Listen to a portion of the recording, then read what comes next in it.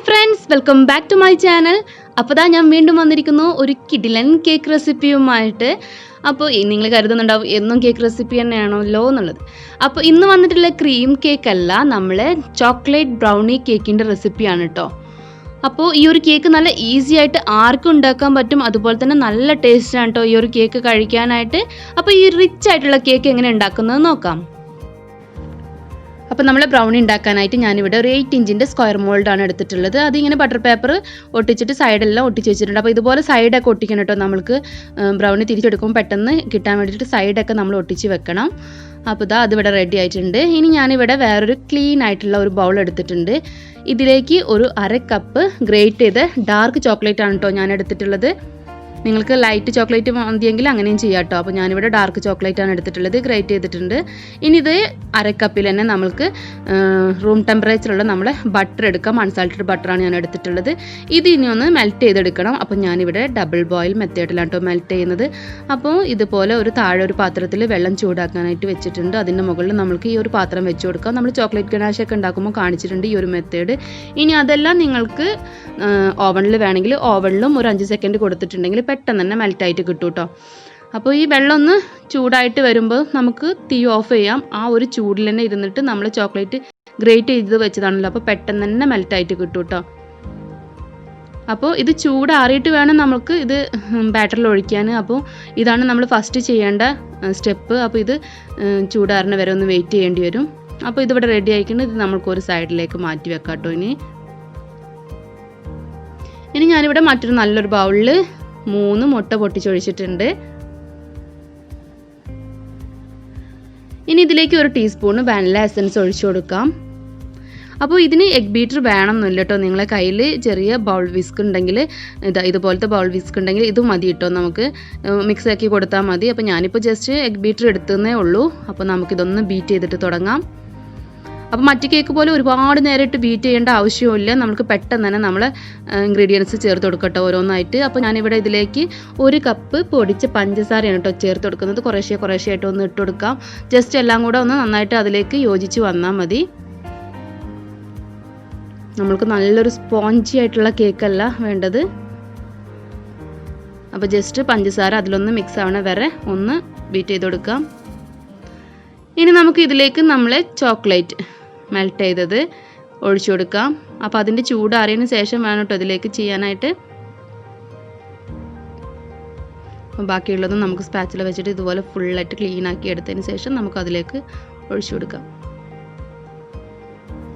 ഇനി ഒന്ന് മിക്സ് ആക്കി എടുക്കുക.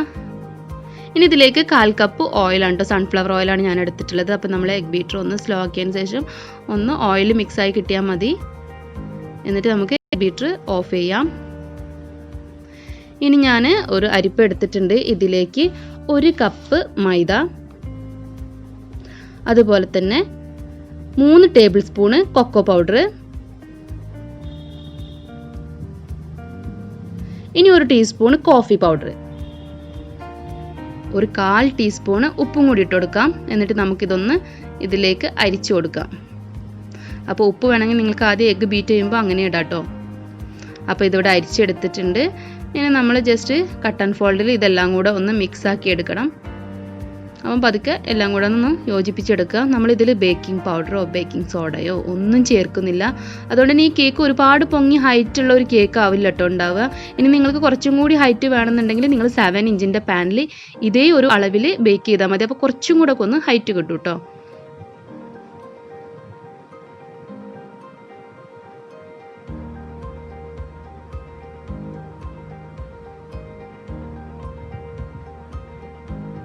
അതുപോലെ തന്നെ നമ്മൾ സ്പോഞ്ച് കേക്ക് പോലെ നമ്മുടെ ബാറ്റർ നന്നായിട്ട് ലൂസായിട്ടുള്ള ഒരു ബാറ്റർ ആവില്ല, കുറച്ച് തിക്കായിട്ടുള്ളൊരു ബാറ്റർ ആവും കേട്ടോ. അപ്പോൾ നമ്മൾ ബാറ്റർ ഇവിടെ റെഡി ആയിട്ടുണ്ട്. നമ്മൾ നേരത്തെ ഗ്രീസ് ചെയ്തിട്ടുള്ള പാനിലേക്ക് നമുക്കിതൊന്ന് ഒഴിച്ചു കൊടുക്കാം.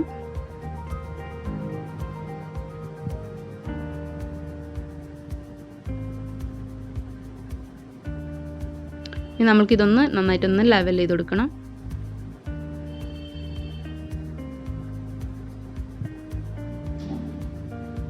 ഇനി ഇതിലേക്ക് ഞാൻ 1/4 കപ്പ് നട്ട്സ് ഇട്ട് കൊടുക്കുന്നുണ്ട്. അപ്പോൾ നട്ട്സ് നിങ്ങൾക്ക് ഇഷ്ടമുള്ള ഏത് നട്ട്സ് വേണമെങ്കിലും എടുക്കാം. ഞാനിവിടെ ബദാം മാത്രമേ എടുത്തിട്ടുള്ളൂ.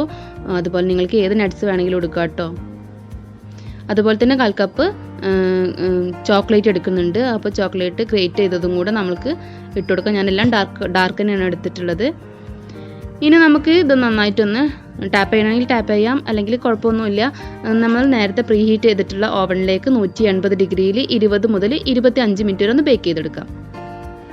അപ്പോൾ ഇതാ 25 മിനിറ്റ് എടുത്തു, നമ്മളെ കേക്ക് ഇവിടെ ബേക്കായി കിട്ടിയിട്ടുണ്ട്. അപ്പോൾ ഇനി ജസ്റ്റ് ഇതൊന്ന് ചൂടാറിയാൽ, വല്ലാണ്ട് ചൂടാറാനൊന്നും നിൽക്കണ്ട, നമുക്ക് ഈ ബട്ടർ പേപ്പർ ഉണ്ടല്ലോ ഈ സൈഡിൽ നിന്ന് ഇങ്ങനെ മുകളിലോട്ട് വലിച്ചിട്ട് എടുക്കാം കേട്ടോ. അപ്പോൾ ഞാനിതിവിടെ പുറത്തേക്ക് എടുത്തിട്ടുണ്ട്, നമ്മളെ കേക്ക് ടിന്നിൽ നിന്ന് പുറത്തെടുത്തിട്ടുണ്ട്. അപ്പോൾ കണ്ടല്ലോ, ഈ ഒരു ഹൈറ്റാണ് കേട്ടോ നമ്മളെ ബ്രൗണി ഉണ്ടാവുകയുള്ളൂ. അപ്പോൾ നിങ്ങൾക്ക് കൂടുതൽ ഹൈറ്റ് വേണമെന്നുണ്ടെങ്കിൽ 7 ഇഞ്ചിൻ്റെ മോൾഡിൽ ഇതേ മെത്തേഡിൽ ചെയ്താൽ മതി. അപ്പോൾ ഇത് ചൂടാറിയിട്ട് വേണം നമുക്കൊന്ന് കട്ട് ചെയ്തെടുക്കാനായിട്ട്. ചൂടാറിന് വരെ ഒന്ന് വെയിറ്റ് ചെയ്യണം. ഇനി ഇതിൻ്റെ കേക്കിൻ്റെ മുകളിൽ ഞാൻ കുറച്ച് സോസ് ഒഴിച്ചു കൊടുക്കണം കേട്ടോ, കഴിക്കാൻ കുറച്ച് ടേസ്റ്റിന് വേണ്ടിയിട്ടാണ്, ഒന്നും കൂടെ ടേസ്റ്റ് ആവാൻ വേണ്ടിയിട്ട്. അപ്പോൾ ഞാനിപ്പോൾ എടുത്തിട്ടുള്ളത് ബട്ടർ സ്കോച്ച് സോസാണ് കേട്ടോ. അപ്പോൾ നിങ്ങൾക്ക് വേണമെങ്കിൽ ചോക്ലേറ്റ് മെൽറ്റ് ചെയ്തിട്ടും ഇതുപോലെ ഒന്ന് ലൈൻ ചെയ്ത് കൊടുത്താൽ മതി.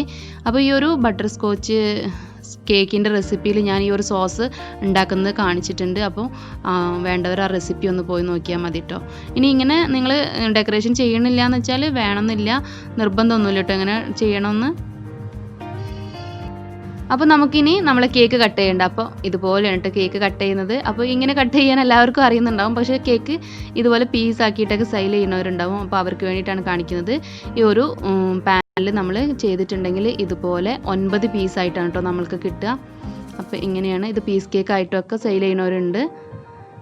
അപ്പോൾ ഇതാ നമ്മളെ കട്ടിങ്ങും കഴിഞ്ഞിട്ടുണ്ട്. പിന്നെ ഇത് ചൂടോടൊക്കെ കഴിക്കാനാണെങ്കിലും അതുപോലെ തണുപ്പിച്ച് കഴിക്കാനൊക്കെ ആണെങ്കിലും നല്ലൊരു ടേസ്റ്റാണ് കേട്ടോ ഇതിന്. ഇത് ഇങ്ങനെ അല്ലാണ്ട് തന്നെ നമുക്ക് ഐസ്ക്രീമിൻ്റെ കൂടെയൊക്കെ സെർവ് ചെയ്യാനായിട്ട് പറ്റും കേട്ടോ. ഇതിൻ്റെ മുകളിൽ ഒരു സ്കൂപ്പ് ഐസ്ക്രീം വെച്ചിട്ട് കഴിക്കാനായിട്ട് നല്ല ടേസ്റ്റ് ആയിരിക്കും. അപ്പോൾ ഇത് തീർച്ചയായിട്ടും നിങ്ങളൊന്ന് ട്രൈ ചെയ്ത് നോക്കണം കേട്ടോ.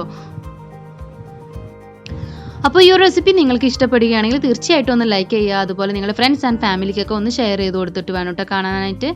പിന്നെ എൻ്റെ ചാനൽ ആദ്യമായിട്ട് കാണുന്നവരും അതുപോലെ സബ്സ്ക്രൈബ് ചെയ്യാത്ത കാണുന്നവരൊക്കെ ഉണ്ടെങ്കിൽ ഒന്ന് സബ്സ്ക്രൈബ് ചെയ്തിട്ട് സപ്പോർട്ട് ചെയ്യുക. കൂടെ കാണുന്ന ഒരു ബെല്ലൈക്കണിൽ ഓൾ എന്ന ഓപ്ഷനിൽ വേണം കേട്ടോ ക്ലിക്ക് ചെയ്യാനായിട്ട്.